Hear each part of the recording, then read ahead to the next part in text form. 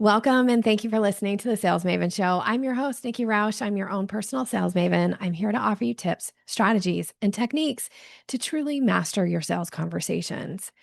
Now, you may or may not know this, but I have been doing sales for a very long time. I have held a sales position for more than 25 years. I have had my own business and been teaching selling skills now for more than 12 years.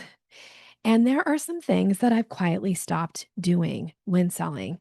And some of these I rarely talk about. Some of them I talk about a lot, but a few of them I realized on my list as I was coming up with this list, I don't really talk about them or I don't really address them very often. So I put together this list of things, and the goal is to share the list with you and that hopefully at least one will resonate in some way with you that might shift the way you think about your own sales conversations. Okay, here's the first one is I never make the client the butt of the joke or in any way try to make the client feel wrong in the conversation. And I'm using client, but you can use prospect here as well. So the idea is sometimes in a conversation, it might be easier to point out specifics to the client of what they're doing and how it's hindering them in some way. But realistically, oftentimes, instead of pointing out something specific, I will tell a story about a client who was in a similar situation and who was struggling with X, Y, and Z. And then these were the results. And then I'll ask the question to see if that's something that would be interesting and or helpful, because the idea is to never make somebody feel wrong or shamed in the conversation. Now, if somebody's asking me for very specific feedback about how they handled a situation, I am going to point out some things that they could do differently or some things that they might think about for next time. But the idea is to never make the client the butt of the joke. And especially if you're making light of something, you never want them to feel embarrassed or ashamed in any way. Because again, I teach that selling, the foundation of everything that I teach is built on rapport. And rapport has to come first and the relationship has to come always. So, this idea of like avoiding making the client the butt of the joke. And I just find that more and more, maybe it's because it's in my awareness right now, but it's really showing up on social media. I noticed the other day somebody was talking about like, it must be so embarrassing for somebody to be using X and Y if they're trying to position themselves as a real business owner. And I was like, oh, that feels incredibly shaming. And if that's your way to attract clients, like, oh, I don't know. I felt very cringy about it. Okay, so that's the first. The second one is, and this one is something I've learned over time, is I also don't make myself the butt of the joke in a sales conversation. I do everything I can to just keep it level. So I'm not trying to, act like I'm a really big deal. I certainly don't feel that way. And I also am not going to play small in those conversations. And really, this isn't for my benefit. This is for the benefit of the buyer. And this was something, again, I learned this years ago, and I've continued to bring it into the work and into my own sales conversations because sometimes, it's fun to make fun of ourselves and it gets a laugh out of people. But here's why I don't do it in sales conversations. And it's because that oftentimes people are coming to you because they see you as an expert, right? They're coming to me because they see me as an expert. And when I start knocking myself or diminishing my authority or my credibility, it is essentially saying to the other person that their impression of you is wrong. And people don't feel good when you tell them they're wrong. Like, I don't know how you feel if somebody's like, well, you're wrong about X, Y, and Z. Like, that doesn't feel very good. And that can leave them feeling pinched. So, if you can just leave out making yourself the butt of the joke, even if it's your way to connect with somebody, there's other ways to connect with somebody, you don't have to be the joke in the conversation. You don't have to be the thing that people are laughing at. When you want to allow people to have their impression of you. So you don't want to undermine your own credibility. And again, yes, obviously you benefit from not doing this, but it really is for the benefit of the buyer. Okay. So that's the second one. The third, and you've probably heard me maybe talk about this one, but I'm going to bring it into the conversation because I think it's very important, is I do not tell people how they think or how they feel. So I just think you hear this, you read it all the time of people saying, I know what you're thinking, or they say to somebody, I know how you feel about this. And for me, I think oftentimes it can land as being very condescending and it can trigger in somebody like what I teach around polarity response, this idea of like, well, you don't know me, you don't know what I'm thinking. And so one of the things I've learned to do is instead of making these types of statements to somebody, I ask questions. So I don't say, like, I know what you're thinking. I would say, what are your thoughts on this? Or how does this feel to you versus I know how you feel about this.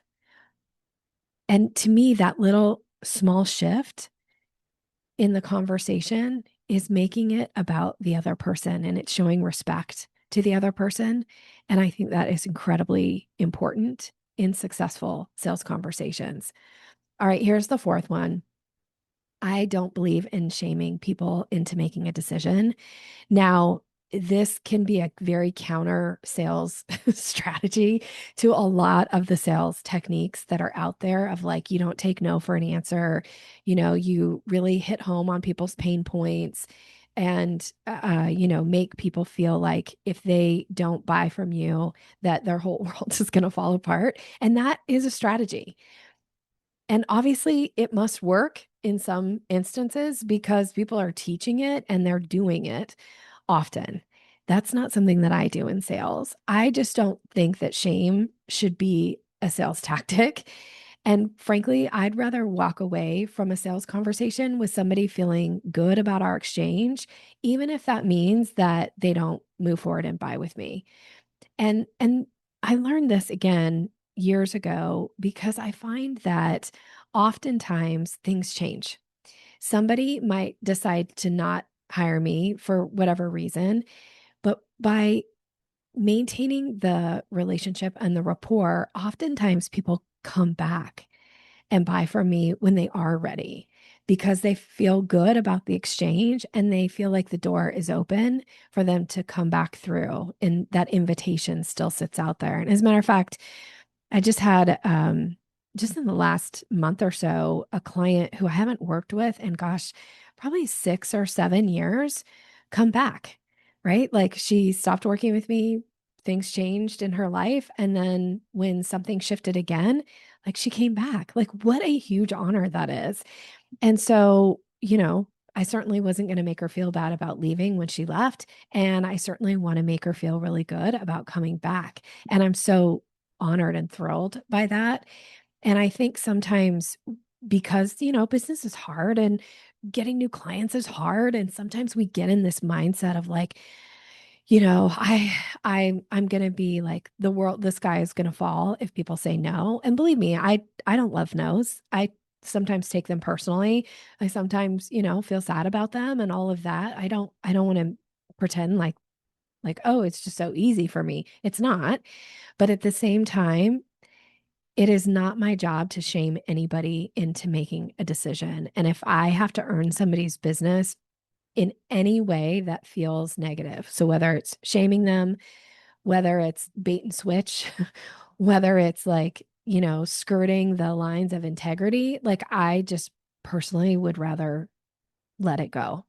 And it has worked out in my favor over the years many times over of having that approach. And so again, this is something I've learned over time. Okay, here's the last one. And this really kind of gets to the core, I think, of my whole kind of philosophy around sales. And I know I have talked about this before, but it is appropriate to this list. So I'm going to bring it into the conversation is I don't think it's my job to convince anyone to buy from me. And I also don't show up from this place of trying to get somebody to do something that I want. There's really only like one thing that kind of shapes everything that I think about and do around sales. And it's that there are three things that have to be in place for me to sell to somebody. And I know you've probably maybe heard me say this before. And although I just had a longtime client go through a training that I have, and these three things really stuck out to her. So I'm going to share them again here in case you haven't heard me say it recently, and or if today is the day it really sticks. So the three things are: number one, does this person have a need? It's my job to find that out by asking really smart questions. Do they have a need? Number two, do I have a solution that meets that need? Again, my job to find those things out by asking questions. And then the third thing, if those two things are in place, the third thing is, do I have permission to put an offer in front of somebody? I personally don't believe in selling to people that haven't given you permission to sell to them. And again, this has worked in my favor for many, many years of having this attitude. So those are those three things. And that really kind of goes to my core philosophy of rapport first, relationship always. When those three things are in place, selling gets so much easier, not just for me, but for the buyer. So the idea is, these aren't rules that are maybe even like polished rules, but it's something I wanted to bring into the conversation, because if any of these feel like that I've mentioned, like this is what I'm doing, and here's why I'm not doing it this other way. If you've been doing it the other way and it's not working for you, then maybe you'll take away from this episode of like, oh, maybe I'll give Nikki's way a try. I'll implement this. But if what you're doing is working, great, keep doing it. You don't have to do it my way.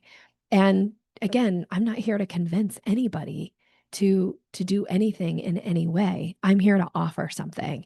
And if there's some piece of this today that really stuck out for you of like, I hadn't really thought about it that way, or maybe I should rethink the questions that I'm asking, or I maybe should rethink the way I'm phrasing things in a sales conversation, then that is a win. And especially when you do it, rephrase something, rethink the way that you are asking questions, and then have a success from it. Like, that is why I do what I do. And of course, when you reach out and share with me that you had a success as a result, like how delightful that is. Like, nothing makes my day more than that. I just had an episode air a couple weeks ago. And for whatever reason, that particular episode, people were reaching out to me same day of it airing. And sometimes I hear from people, like the week of, but this was like same day, multiple people reaching out and sharing how they implemented the thing that I had shared on that podcast and the results that they had gotten. And just like, that is the ultimate best feeling. So thank you for doing that. And if something about this episode resonated with you and you feel inclined to reach out, I promise you, I will be so delighted, and it will make my day to hear from you in that way. So I am wishing you continued success. I hope something in here was useful, and I can't wait to hear from you and ask how it went. And if you like this episode and it's something you want to share, please do. Like, again, so flattering when you introduce people to the podcast. So thank you. Have a great rest of your day. Take care.